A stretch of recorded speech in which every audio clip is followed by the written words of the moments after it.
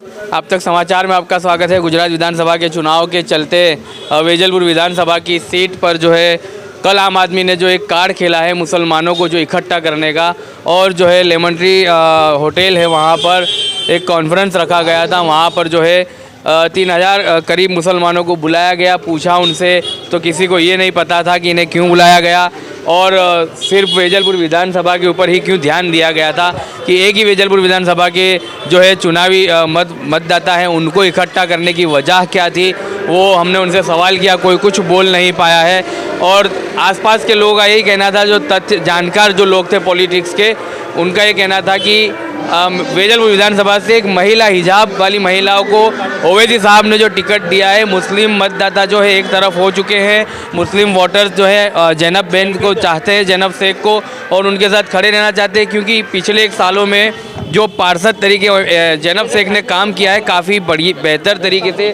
Road रास्ते हैं जो विस्तार के उनके बजट पास करवाए हैं, ब्लॉक लगवाए हैं, आरसीसी की जो है पक्की सड़कें बनवाई हैं।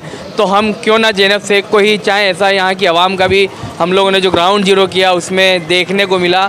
तो सीधा हम जैनब शेख से बात करेंगे कि आम आदमी जो है यहाँ के मुस्लिम वोटर्स को ख़रीदने के लिए, उसको एक करने के लिए कार्ड खेल रहा है। वैसे समय पे आप कितनी मेहनत करनी होगी आपको? अस्सलाम वालेकुम। मैं जैनब शेख, अपने विस्तार के अंदर कॉरपोरेशन में तो मैं काम करती हूँ और मैं ग्राउंड लेवल पे काम करने वाली औरत हूँ। और ये आप है, दूसरी पार्टी में जितने भी कैंडिडेट है कांग्रेस के, ये सब आयाती कैंडिडेट है। कई बरसों से हमारा विस्तार विकास के से वंचित रहा। उस टाइम ये लोग कभी भी पब्लिक के बीच में आए ही नहीं है। अभी कोरोना हुआ जब भी ना ये अभी आप वाले आए हैं, ना कांग्रेस वाले आए हैं, ना बीजेपी आए हैं। हम तीनों ने काउंसिलरों ने मिल के हमने कोरोना काल में भी लोगों को ऑक्सीजन प्रोवाइड करवाया। इसके बाद भी अभी बारिश आई थी, पूरे अहमदाबाद डूबा था।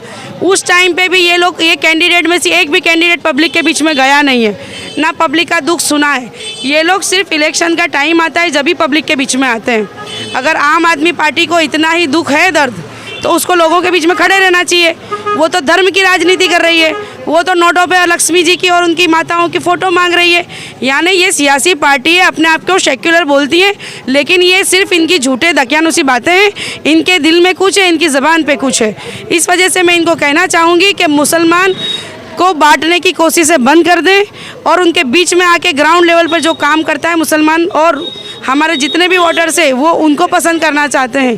तो ये इनकी फालतू की कोशिश है कि ये जहाँ पे काम करना चाहिए, जहाँ पे इनकी पॉलिटिक्स करनी चाहिए, वो जगह छोड़ के सिर्फ यहाँ एक ही इलाका ये लोग ने पकड़ लिया है। तो ये भी सोचने वाली बात है और प्रजा भी समझ चुकी है ये चीज़ को।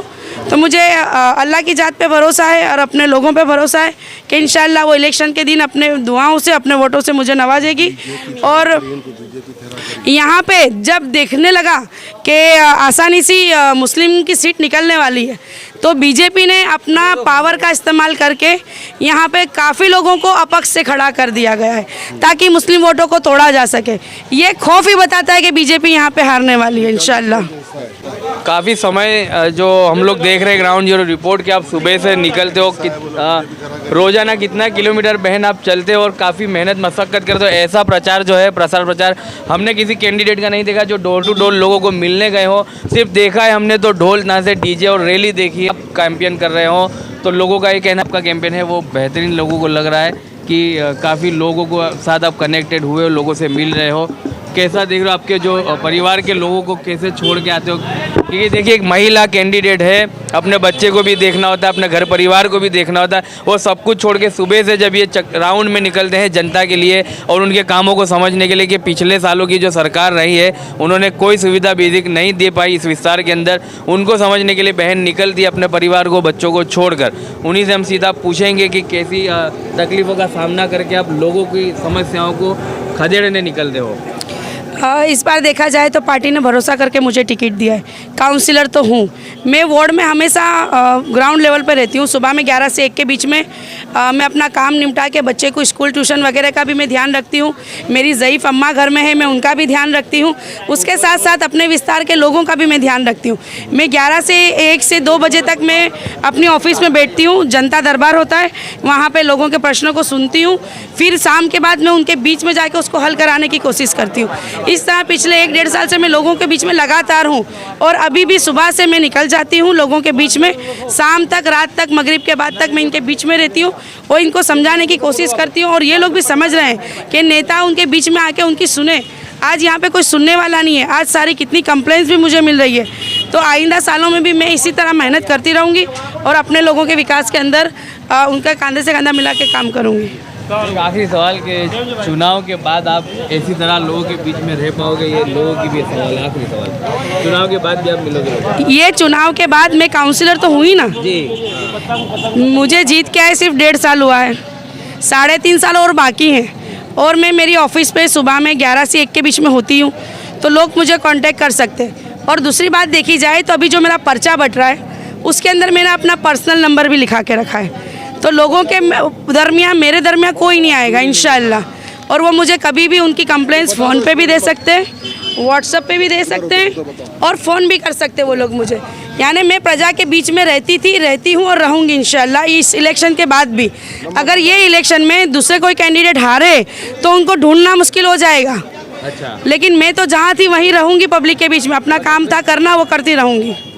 चलिए, तो ये बड़ी बात कह दी ज़ैनब शेख ने कि जो है चुनाव के बाद भी आवाम के बीच में रहेंगे और अपना जो पर्चे बट रहे हैं लोगों के अंदर, उसमें अपना एक कॉन्टेक्ट नंबर भी उन्होंने दिया हुआ है कि लोगों के दरमियान और इनके दरमियान में कोई फासला नहीं है, सीधा ये कनेक्टेड है। यहाँ की आवाम जो जुहापुरा मकतमपुरा विस्तार की जो आवाम है वेजलपुर की, वो सीधा ज़ैनब बेन से कनेक्टेड है और चुनाव के बाद जीते या ना जीते ये 2 नंबर की बात है, लेकिन चुनाव के बाद भी ये लोगों के साथ कनेक्टेड रहेंगे और लोगों की सेवा में जुटे रहेंगे।